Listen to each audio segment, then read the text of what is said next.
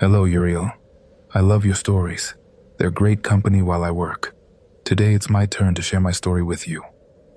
I don't know how much this has to do with bad death, or with doppelgangers, or I don't know, but I want to share it with you all. My grandmother died in 2021, after a sadly long agony. Her children, and even grandchildren, used to take turns caring for her in her final months.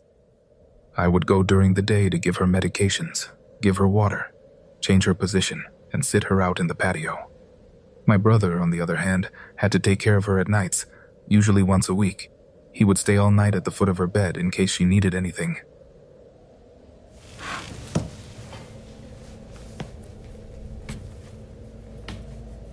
On several occasions, he clearly heard how she got up from her bed, took her cane, and walked to the bathroom, which was right next to her room.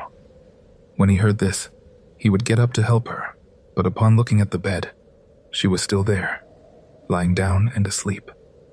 My brother would just lie back down, trying to convince himself that maybe he had imagined it. However, minutes later, he would hear the same sounds again. The cane hitting the floor, the dragging footsteps, the creaking of the mattress as she lay down again.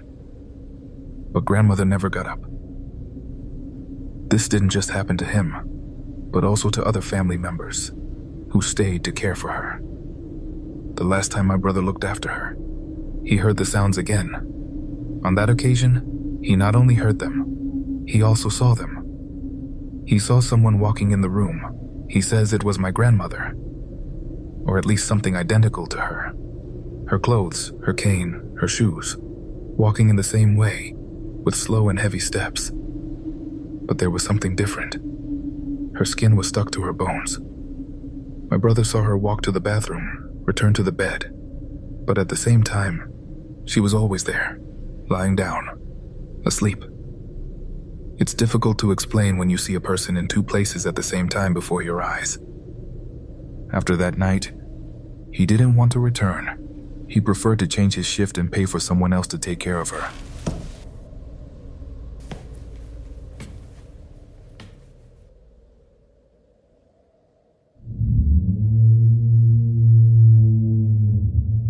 Thank you, community, for that trust to share our stories. Is it one of these beings, these entities, or is it the bad death? That frightening skeletal image that appears before a sad or violent death. We have also talked about her extensively over the last few months, but now we return to one of my favorite topics. You already know it, I'm obsessed with witch stories, although I know it's a topic that divides the community. Perhaps you've noticed that I try not to upload several episodes in a row on this topic, but there are so many, so good, so varied, and so interesting, the stories that... I'm sorry, I can't help but publish them with excitement. So if you don't like witches, if you're not afraid of them, you can put this episode in the background to sleep. It's okay. Nothing will call, nothing will happen that will make you change your mind and start believing.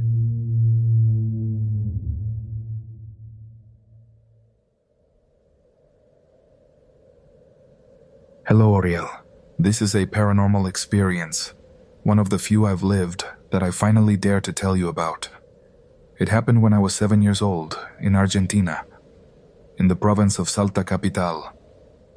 At that time, I lived with my family, consisting of my parents, my 2 brothers, my stepbrother, and me. My parents used to work very late. My dad, who was a security guard, normally didn't get home until 3 in the morning, but that night they decided to take a break and go dancing, something they hadn't done for a long time. We were used to watching cartoons on the laptop until sleep overcame us since we were little. Since I used to wake up very early, I could stay awake until 3 or 4 in the morning.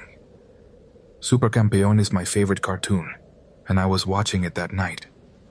My brothers and I shared a bedroom, while the older and younger ones slept in a bunk bed, or cucheta, as it's known here in Argentina. I slept in a single bed that my grandmother had bought me when we moved. I don't remember if it was due to sleepiness or something else, but I decided to turn off the computer, and just in the process of doing so, I heard footsteps on the metal roof. I should clarify that I had never in my life heard sounds of this type. especially not at these hours. I remember feeling cold, a cold that ran throughout my body. I wasn't afraid at that moment, but now, thinking about it, my stomach turns. I got up in the darkness of the room, and as my parents' room was right across, I went to get a blanket to cover myself. For a moment, the footsteps on the roof stopped making sound, and the thought that it could be a thief disappeared from my mind. But then, something else happened. When I was about to return to my bed with the blanket in hand, the silence of the neighborhood was broken by a laugh. It wasn't a human laugh, or at least, it didn't seem like it. In my childish mind, I associated it with the neighing of an animal, something hoarse and distorted, like a laugh completely out of control.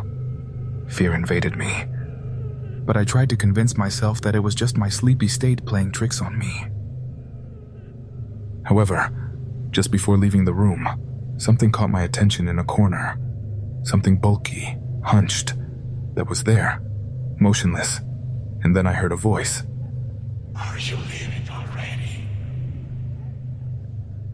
Community. What I'm telling you has marked me to this day, and although I want to believe it was my imagination, what happened afterwards makes me know that it wasn't me who created all this. I didn't dare to look at whatever was talking to me, because everything in me screamed to run, and I ran. I went towards the living room with such desperation that, between the darkness and the adrenaline, I bumped into furniture and things, waking everyone in the house. My stepbrother Jose, who slept on a mattress on the floor, tried to calm me down and ask me what had happened. My other two brothers, still drowsy, could barely understand what was happening. After quickly explaining to him that I felt someone was in the house, Jose checked every corner, went out to verify the surroundings, and called me to go with him. There was nothing, but that didn't reassure me at all. Finally, I gave up and let myself be taken to bed, trying to sleep. Jose lit a candle and left it on the bedside table so I would feel safer. He wished me good night and left. My brothers and I had a custom. When one of us was afraid, we would make strange faces and laugh to calm ourselves down. Alessandro, the youngest, was playing with me making faces, while our older brother Elias slept on the top bunk. The soft laughter helped us forget what had happened, until Alessandro fell silent and asked, "Elias, are you awake?" His voice was full of fear and uncertainty. We had been laughing when suddenly another laugh was heard. It wasn't ours. It was a deeper, hoarser, more profound laugh.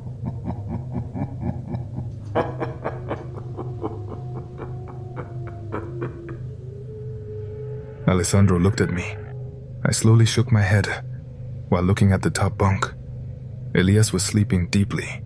We remained silent, not daring to speak and not wanting to scare ourselves more. We decided to try to sleep again, but then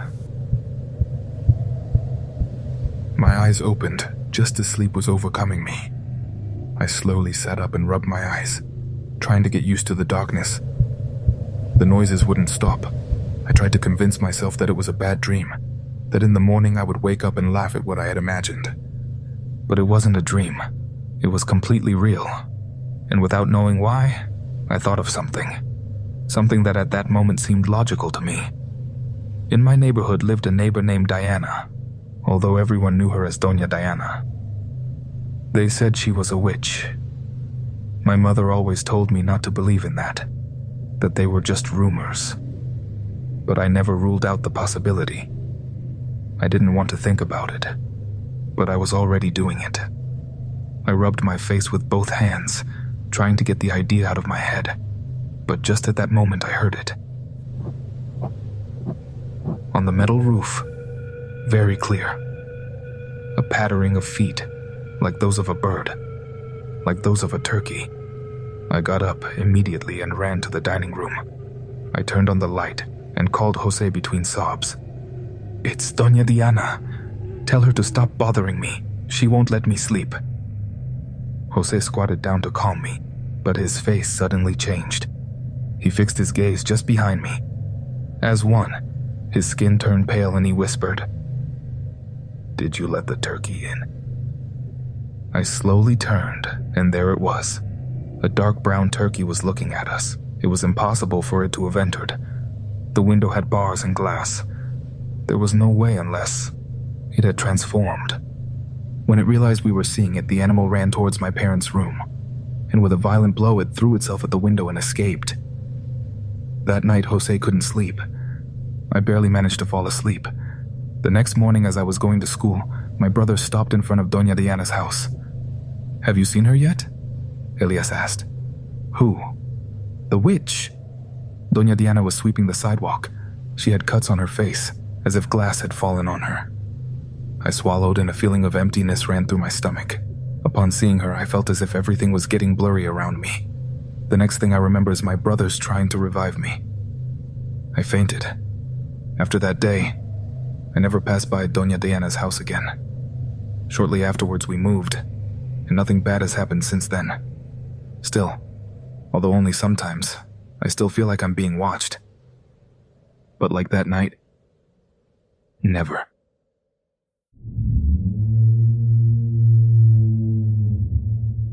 Community. Before continuing, I want you to think for a moment about the stories about witches, about the strange encounters in the forests, in the lonely streets where we see silhouettes walking on the roofs that seem to follow us. I want you to think about them, and now imagine what could be worse. Where would you feel more defenseless against them? I'll give you a few seconds to imagine it.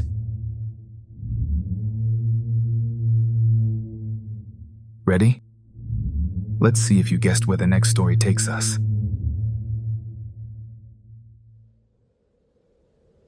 Hello, community. I finally have the courage to tell what happened to me. I had tried before, but when it came time to send it, I would back out for fear that you wouldn't believe me or would make fun of me. This happened in February of 2023. I learned about this podcast through my boyfriend. He shared the chapter of Night of Legends, Nails and Witches with me, and I loved it. I became so obsessed that I started listening to them daily, on my way to and from work, in my free time, and even to fall asleep. Every time I returned home, I took any opportunity to tell a summary of my favorite episodes to my mom and grandmother, but they just told me to be careful with the energies I was attracting, because when something happened to me, I would have no way to stop it. Obviously, I didn't listen, and labeled them as fearful, and that's why we're here. On February 8th, my cousin was having a birthday, and we went to visit him at his house in Texcoco, state of Mexico. This was the perfect opportunity for my mom to listen to an episode of Tales of the Night, and what better than to start with the crucifix of Father Lucas.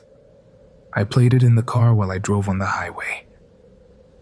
My mom didn't object at any point, but I did notice her discomfort as the chapter progressed. The journey to Texcoco is relatively short, about 20 or 25 minutes, so we didn't even hear half of that chapter when we arrived at my cousin's house. When we got out of the car, my mom just said to me, "How brave. How can you stand listening to all this daily?" And I just laughed. We stayed at the party until 10 at night. I was somewhat nervous because the highway is somewhat dark, and unfortunately, I don't have good vision and didn't have my glasses. So to relax, I continued the chapter, and my mom, once again, didn't refuse.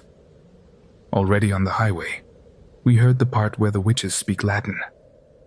In tenebris, ni venite inter pater. At that moment, my mom, very upset, said to me, "Turn it off. Something might appear on the road. Turn it off now." I must confess that I had listened to that chapter 3 times, and it had never scared me as much as that night while driving. I felt chills running through my body, and my hands started to sweat. That's why I listened to my mom. I put on music right away to lighten the moment.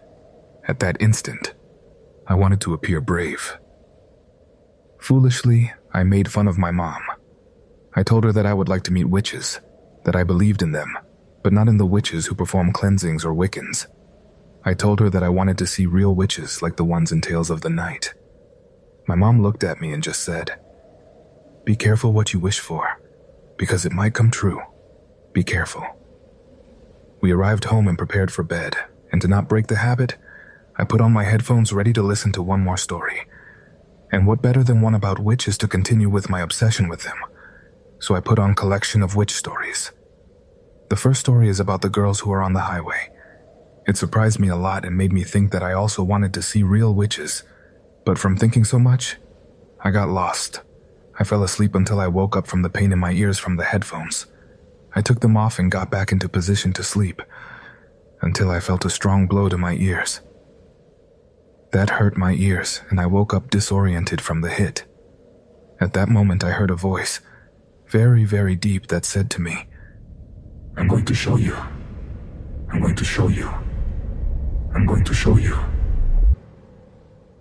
I opened my eyes wide. I could make out two enormous beings, with whitish skin, almost bluish or grayish, without hair, with completely black eyes. They were completely naked. They had no genitals, nor breasts or pectorals. They were just humanoid forms showing me their teeth. I don't know if they were smiling or because they were so big that they couldn't close their mouths. One of them lifted the corner of my mattress, moved it completely, and the other one looked like a spider because its arms and legs were long. Its elbows and knees were turned, like those of an animal on all fours. It moved from side to side as if it were ready to attack me. Out of fear, I completely froze. I tried to scream for my mom or turn on the light, but I couldn't, until I closed my eyes and swore that I was still asleep.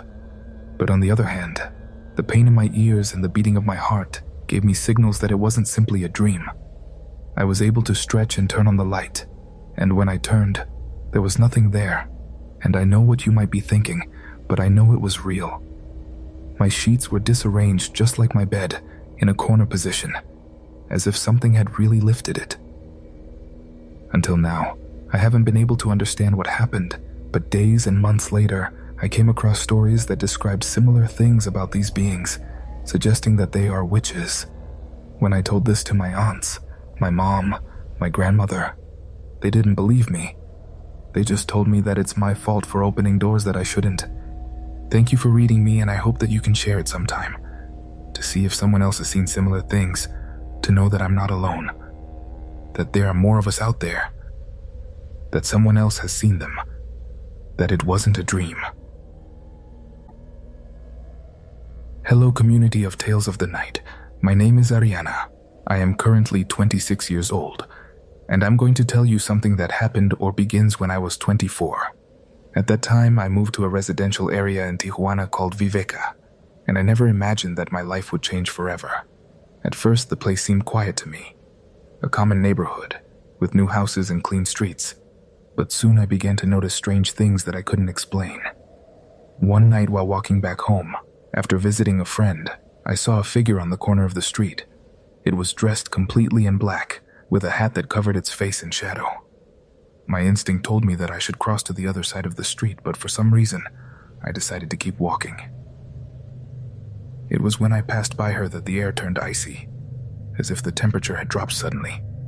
As I moved away, I felt something on my back, as if something was watching me, as if it was following me with its gaze, but I didn't dare to turn around, to look back. Just a few days later, I started hearing strange noises at night.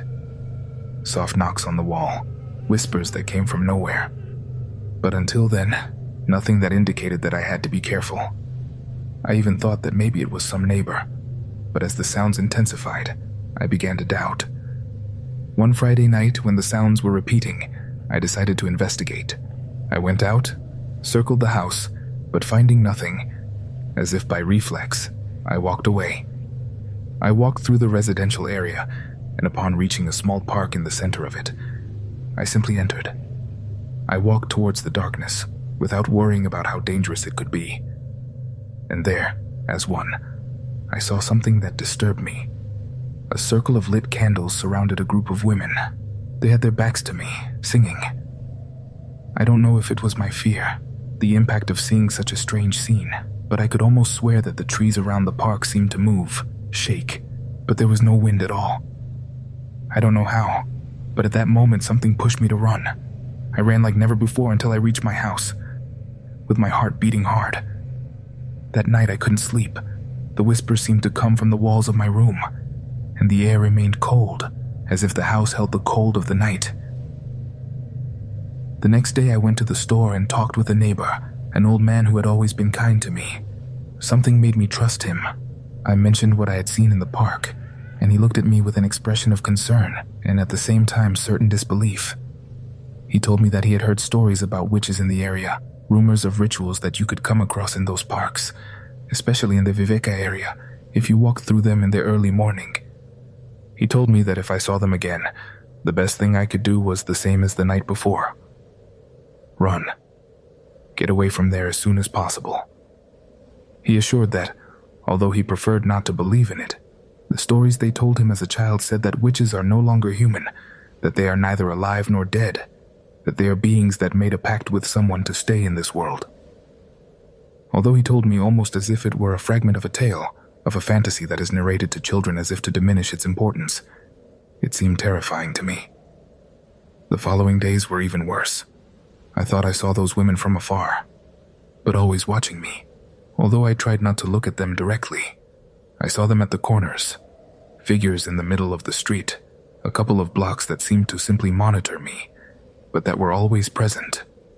At night it was even worse, because I felt them in the shadows of the streets, and every time I felt them, something took a little bit of life from me, as if they were draining me little by little. My health began to deteriorate. I felt weak, as if I could never rest. Finally, when I felt the worst, when I was already sure that that fear, that agony was killing me little by little, I decided to face my fears. I decided to return to the park at night, like the first day.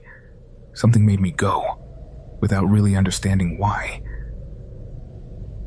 When I arrived, the circle of candles was there, but the women were not.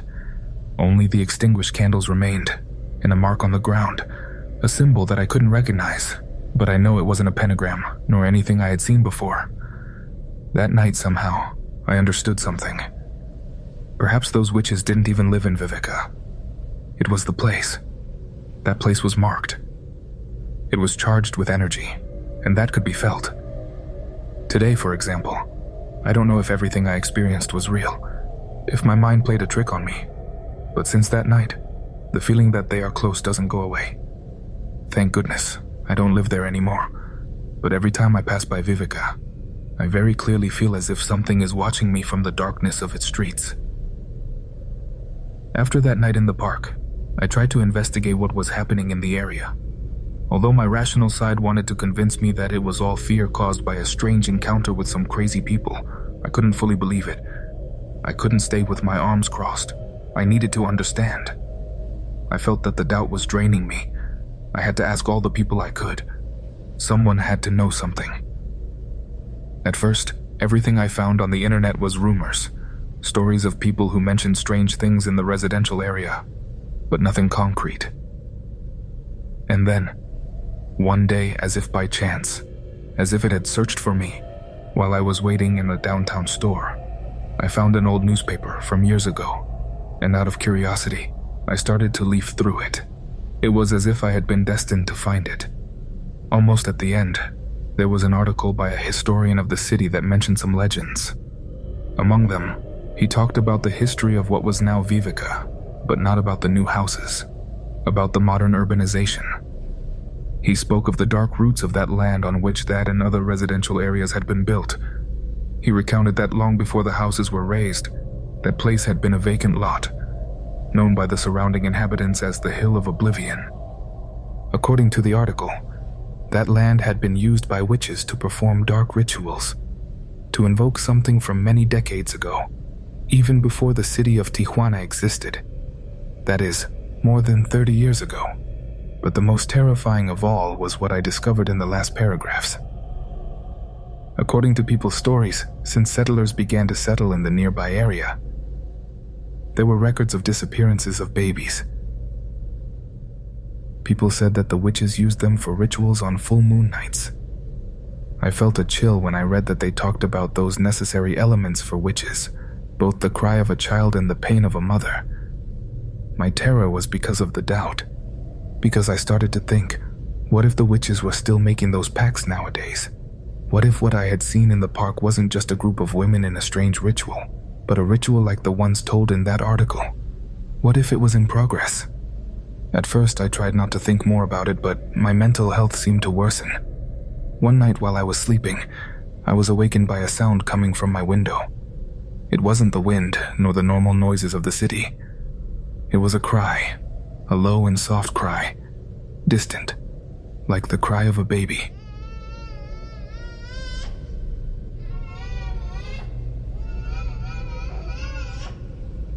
I got up from the bed and approached the window. Outside, through the curtains, I saw a figure passing by on the street. She was dressed in black, almost like the woman with the hat, the one who triggered this whole story. I couldn't see her face. I just saw her pass by. But suddenly the figure slowly turned, as if somehow she had known that someone was watching her from the window. I closed the curtain, moved away from the window before I could see her, before being able to see her face, before she could see me. The crying could still be heard. It was a baby that was simply crying in a nearby house. Or were the witches nearby? The confirmation that the legends weren't just legends. There's still community. When I close my eyes, I hear cries of that baby. I hear the whisper of the witches in the darkness. And although during the day I manage to convince myself that it's just my fear, which makes my imagination fly at night. Yes, even though I've left. Because they are still there, waiting for me, looking for their next victim, as if everything were a horror story. I should also tell you something else. Something that my friend Leslie, who lived in another area of the city, told me when she came to visit me.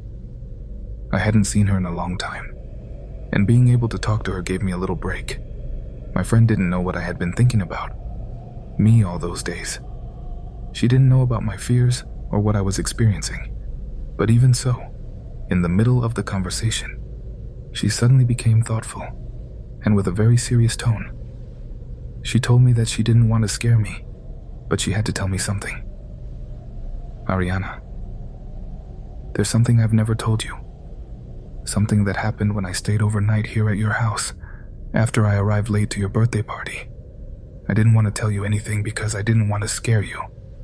But that night I couldn't sleep. I felt as if something was present here. Something that couldn't fail. I remembered well that night she was talking about. Leslie had arrived late to my house, and after spending some time talking, she stayed to sleep in the living room. I wasn't aware of anything strange that night yet. Nothing had happened yet. Leslie told me that in the middle of the early morning, she woke up with a strange sensation, as if someone was watching her. She tried to sleep, but the air became thick, cold. And it was then when she heard the whisper. A low whisper, as if someone was murmuring words in a language she didn't understand. When she turned towards the window, she saw something that made her jump up. She saw a woman with a hat standing in front of the window, peering inside. She said that she believed that her woman had been watching us before during the afternoon, but she hadn't wanted to tell me anything. From that night, from that conversation, from knowing that that woman was closer to me than I thought, even from before seeing her, I couldn't stay any longer in my house. I decided to leave, although I knew that escaping from my fears wouldn't be so easy. It was then when I moved to Sanchez Taboada, a neighborhood that in appearance was quieter. At first it seemed that everything was going to be all right, and the first days passed in calm. I thought that I had finally left behind everything that had marked me in the previous residential area, but the calm was only temporary, the tranquility momentary. Sometimes, when walking through the streets of Sanchez Taboada, I thought I saw again blurry figures in the corners, silhouettes of people in black standing in the distance, where my eyes could barely distinguish the fibers that left me marked. And although now I live in a different place, I feel that the witches are still here, inside me, waiting for the right moment to take me. Or maybe they already did. Maybe there's no going back. My body ages rapidly, my mind clouds, and I'm simply waiting for the inevitable.